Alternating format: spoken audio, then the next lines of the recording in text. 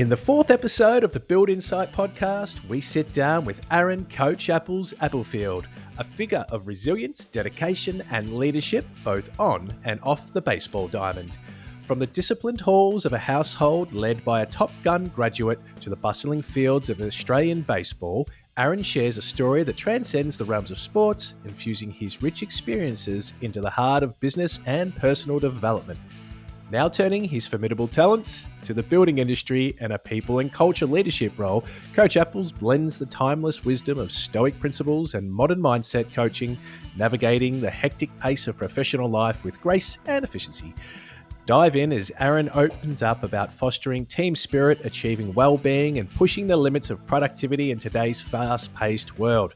Whether you're a sports enthusiast, a business leader, or anyone in between, this conversation promises insights that will help inspire you to rethink balance, discipline, and success.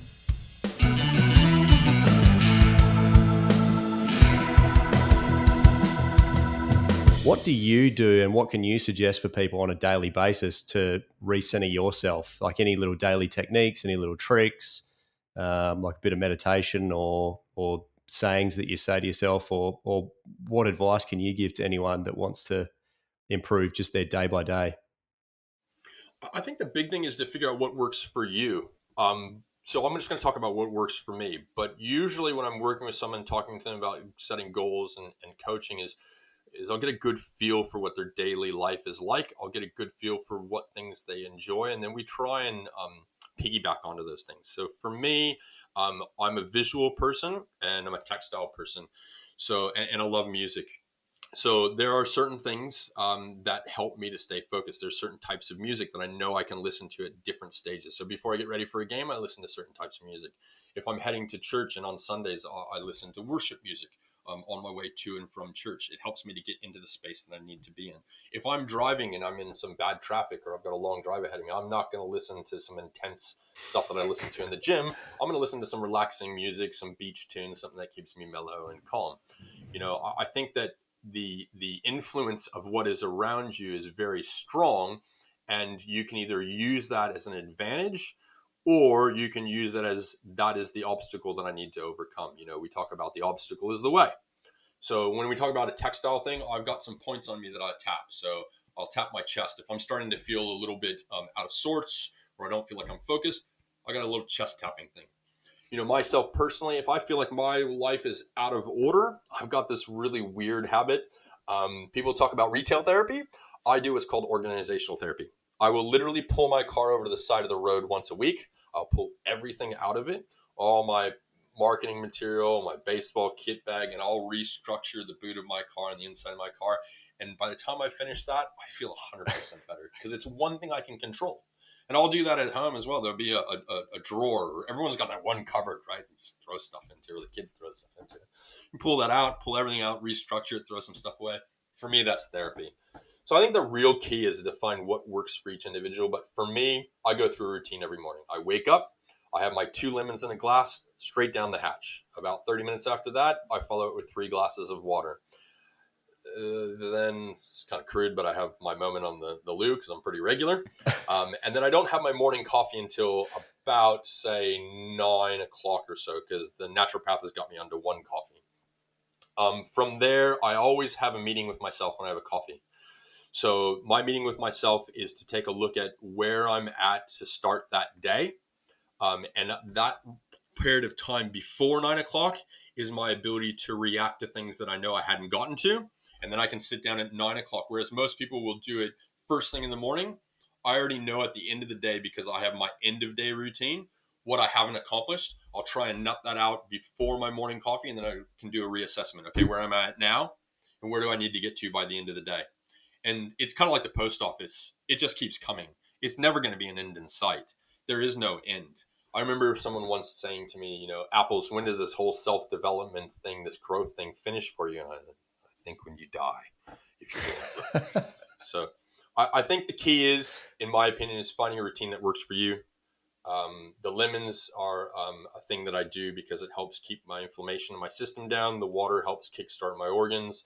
My coffee, I have it later in the day because I'm only allowed 1 a day and I need to get through until 1 o'clock because I'm a faster and I stick to my eating routines. And as I said, now, because my role has changed, I try not to book any solid appointments until after that meeting. So my morning can be running around, it can be seeing clients, it can be going out and doing the things that I didn't get to, my reactive time. And then I've got my meeting set up for my proactive time. That takes me through typically until the afternoon. Then I'll have my lunch. Then I'll start planning out the next one, get to my emails, get to my phone calls, and then it's a gym session. And then dinner, and then I reassess my day at the end of the day. So yeah, I do a checkpoint in the beginning of the day or later in the beginning of the day, about 9 o'clock, and I do a checkpoint at the end of the night, which is a little different than some other people. But like I said, you got to figure out what works for you.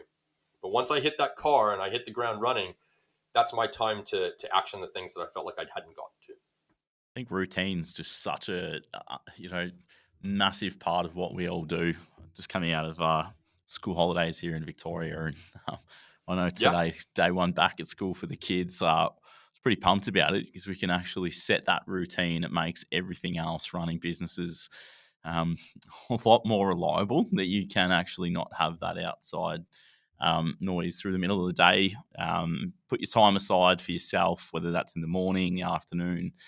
Commit to your kids, your families. It's that balance really that we all sort of seek all the time. That's just really valuable. And we all talk about time, but time in probably something when I was a bit younger for sure. You just think it's in an abundance and you've got all the time in the world. But geez, you'd hate to think about how much time that you've wasted when you weren't being productive or you haven't set a schedule or sticking to a routine. Well, it's funny you should say that because my Zoom call this month is make time to create more time. So it is all about time. It's the most valuable thing that we have, and it's the thing that we tend to squander away the most. And while I was doing the research to do this podcast, I saw a really cool quote, and it said that bad news is that time flies. The good news is you're the pilot. And I really like that. I do like because that. you do have control, not over how much time you have, but how you use it. Yeah. Yeah. And then the other thing that, and I don't want to give too much away from the Zoom call, but the other thing that it talked about was there was a line in there, and I don't want to get it wrong, but basically it was around the concept that, we all have plenty of time. And when you say to someone, I'm too busy, why don't you try changing that verbiage to, that's not a priority for me. Mm-hmm. And it's really interesting because I do a lot of studying in neuro-linguistical programming in LP, and I use a lot of it whenever we do our coaching. And a lot of times people won't realize that, but the words that we use, both our external dialogue, our body language, and our internal dialogue are so powerful. Our words become our actions, which become our habits. And I've stopped using the word as much as possible, the word busy. And when I do say busy, I try and catch myself out because I'm trying during 2024 to say the word productive. How was your day? Not as productive as I would have liked it to be. More productive than I anticipated. Not as productive as yesterday, but tomorrow is going to be more productive. But that word I'm really honing in on is productivity as opposed to being busy, because I've met a ton of people who are super busy and not very productive. Yeah, there's a difference between being busy and productive. That's a definite. I think as well is in this day and age where everybody's on screens, connected through your social medias, that there's probably a reluctance to probably burn. Probably not the right way to say it, not burn, but not prioritize your time towards certain people that you might have had in your life or your businesses previously. And it's not saying that that's a bad thing, but yeah, I think in each instance you need to ask yourself, is that a priority of mine right now? And it's actually funny, that's something I've set as my screen is just, should I be doing this right now? Is this a priority?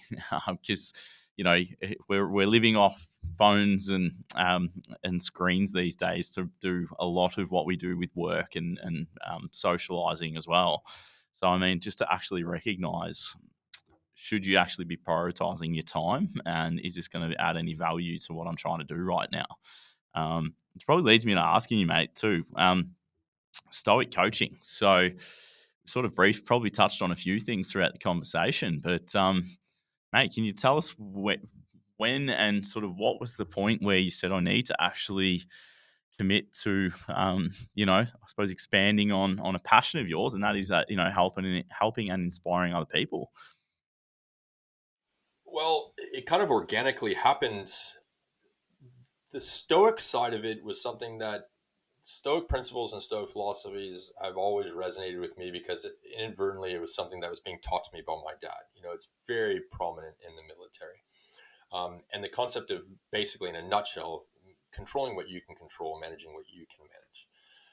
And I went through a period of time where I just kind of have always been one of these people that people would come to and seek maybe advice or guidance or want to share.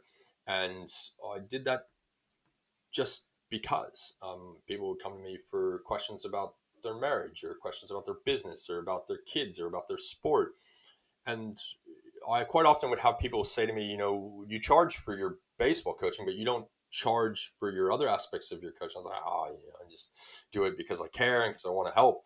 And as I said at the start, it was really Dwayne and Amelia that were the catalyst for me to actually start a proper coaching business. The business I had before was a consultancy business, and I had people coming to me saying, you should get into psychology or you should get into counseling. And I realized really early that, like I shared about my daughter, I'm not someone who can sit in the mud with you for long periods of time.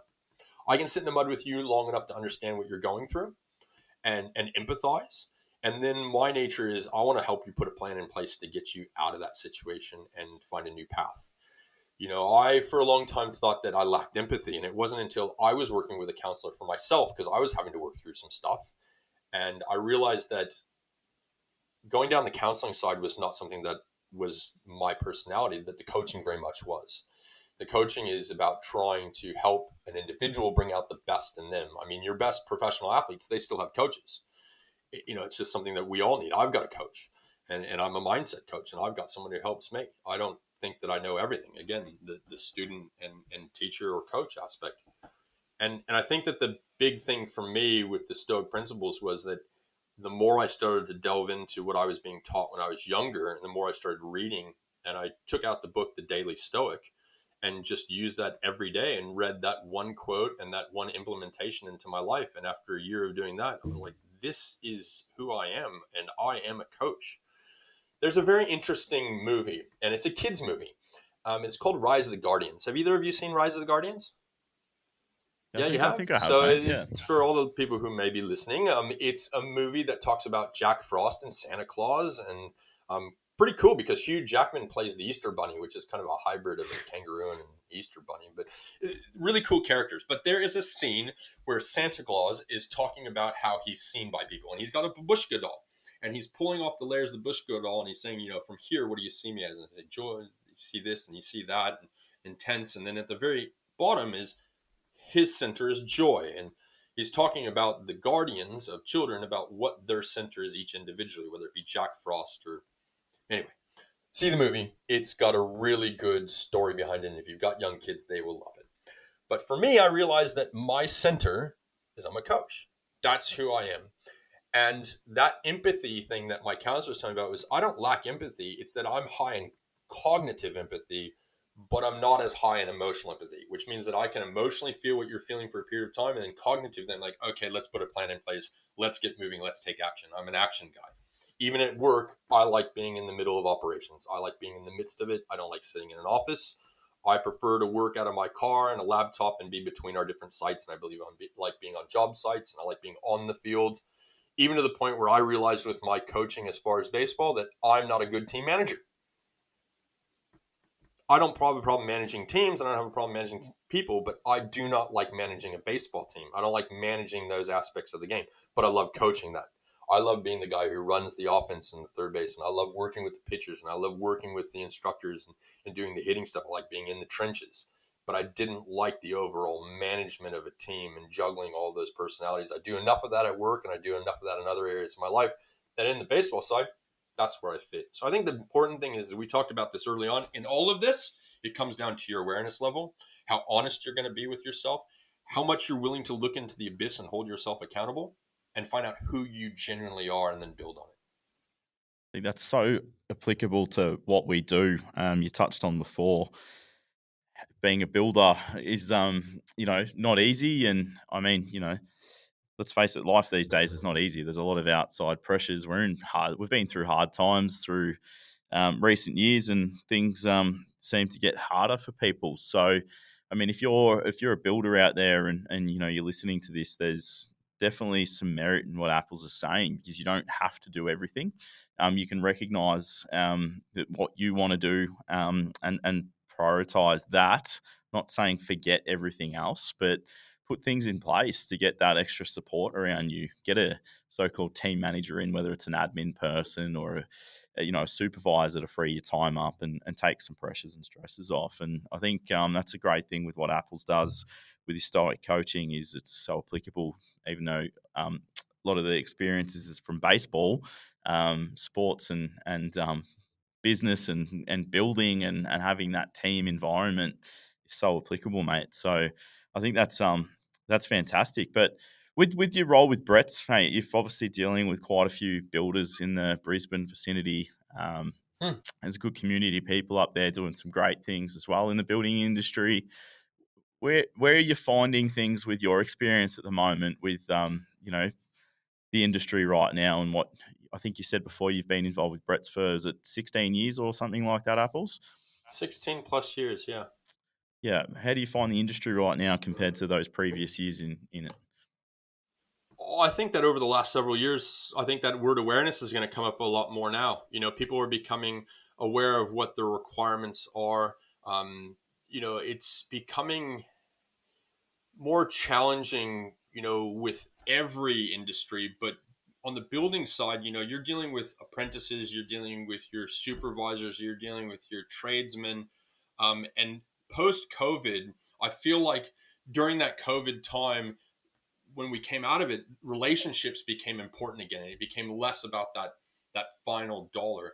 I used to talk a lot to my clients, and I get away with saying stuff as a yank that other people don't. I mean, I'm just going to be honest. I would say things quite honestly to my customers when they'd argue about the cost of things. I'd say, so are we discussing the cost of the product, or are we discussing the cost of doing business?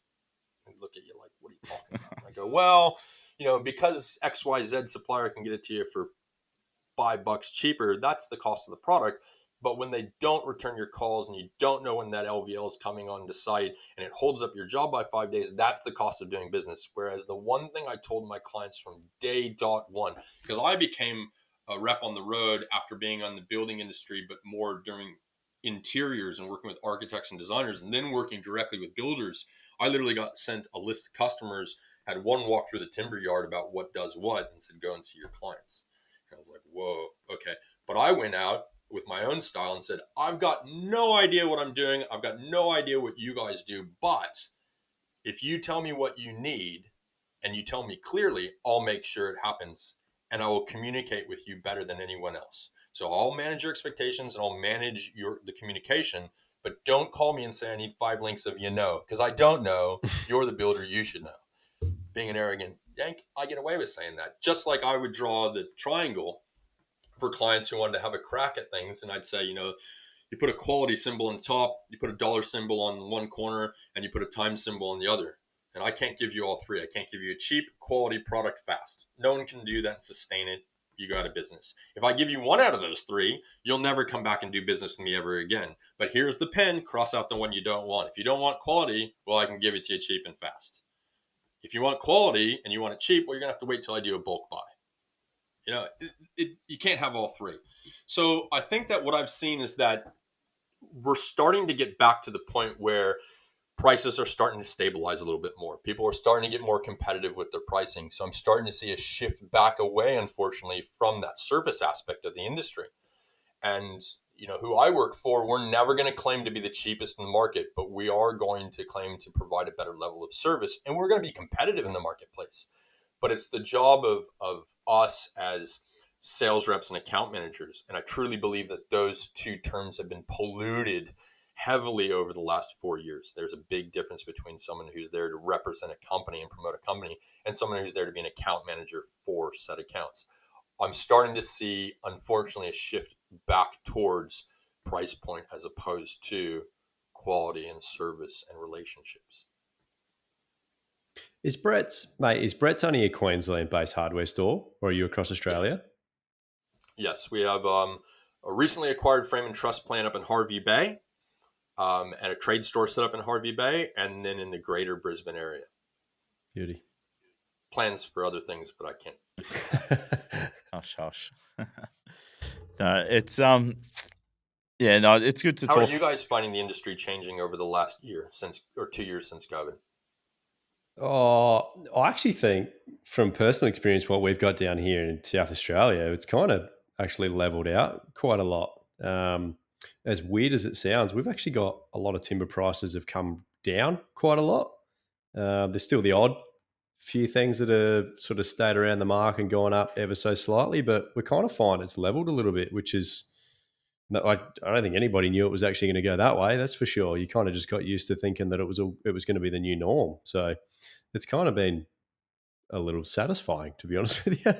Yeah, I Are don't. you guys finding it easier to find trades as well? I guess with the level of work that we do, we haven't really struggled. It definitely, you do still hear word on the street that there is a massive shortage. Definitely in particular trades like brickies, stonemasons are basically near impossible to come by anymore, but there's still, the odd trade that is near impossible to find. But with a couple other guys that I network with down here, there's actually quite a few carpenters that are almost sort of looking for work at the moment. They're approaching builders and saying, "Hey, anything going on at the moment?" So it's a little bit mixed. I think it's Do you definitely guys run found. apprentices in your building companies? Sorry, mate.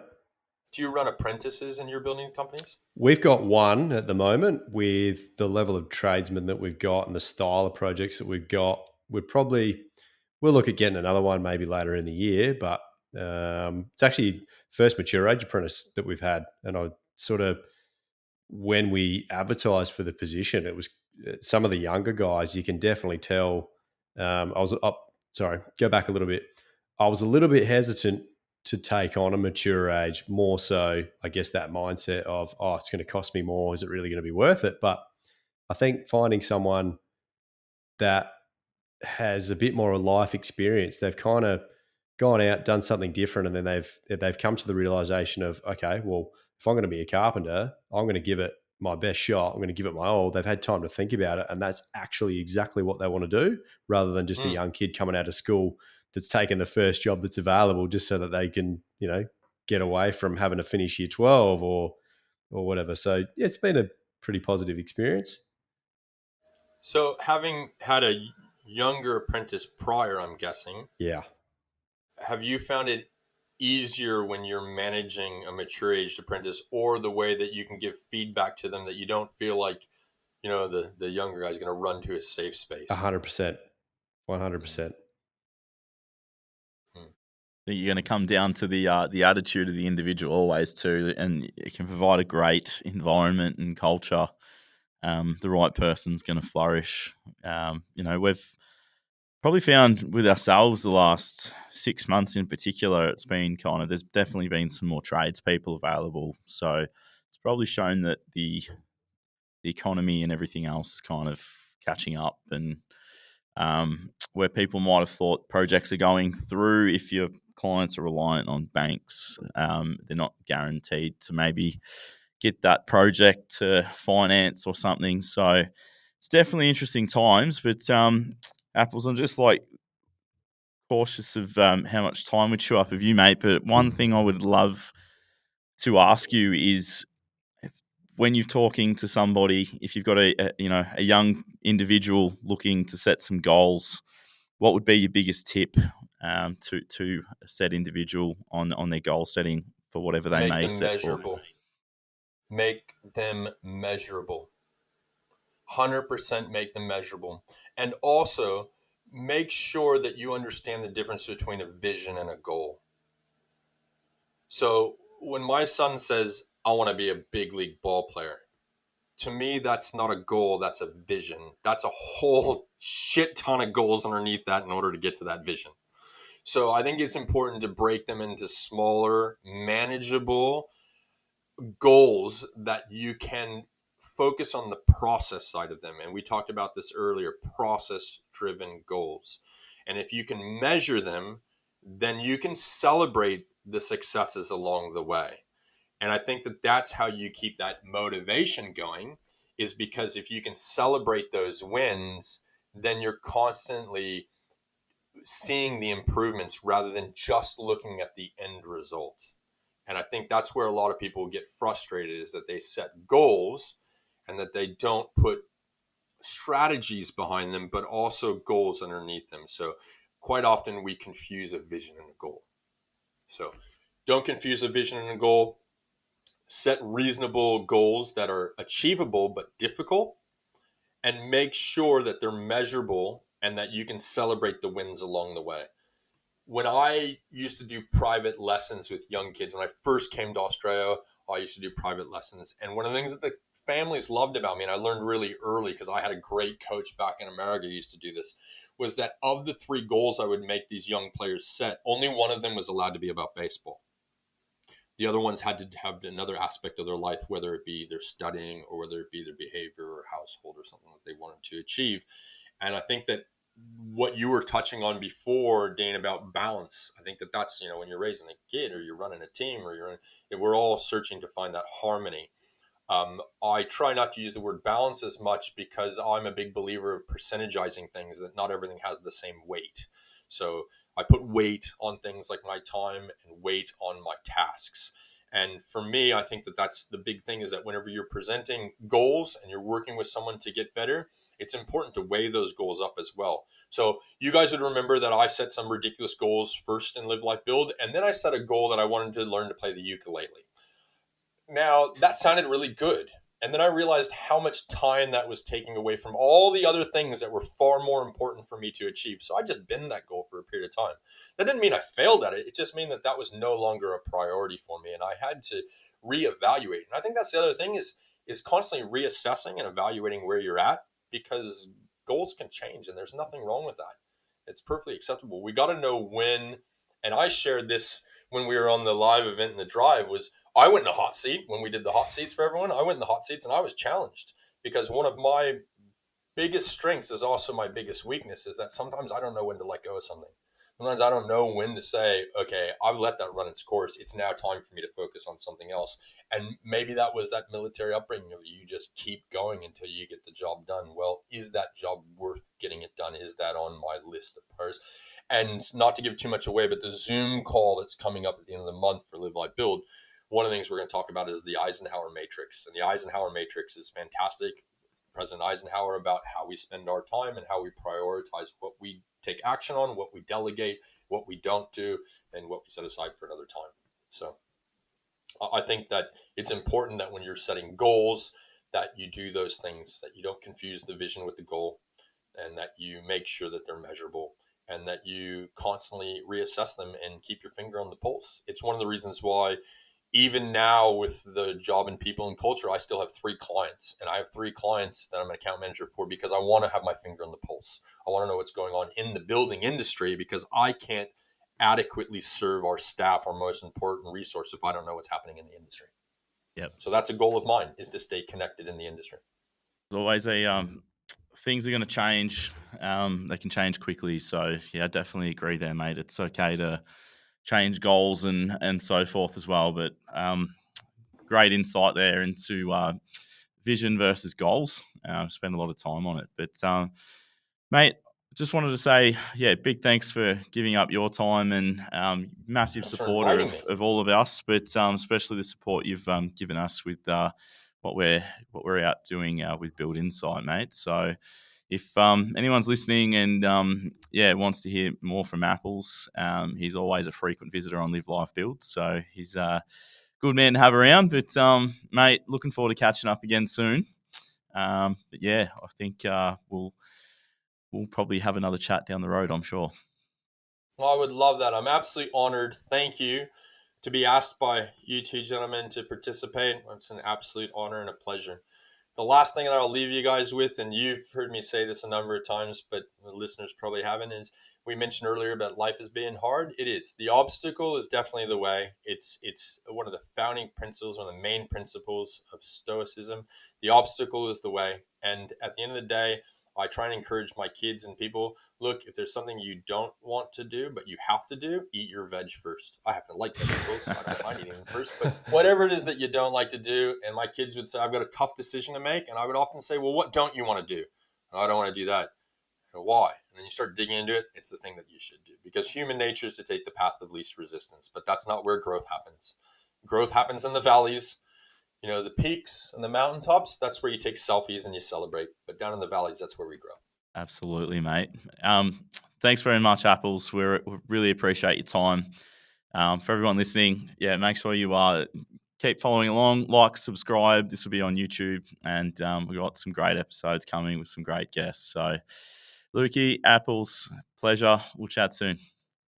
Thanks, Good on guys. you, fellas. Stay blessed. Stay hungry. Cheers, guys. Let's cue the disclaimer.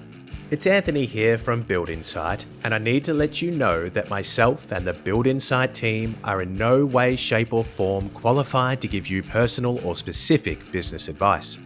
We strongly encourage you seek out the use of professionals for products or when you are making personal or business decisions. Everything discussed during the Build Insite podcast is our own and the guest opinion and personal experience and is of a general nature only.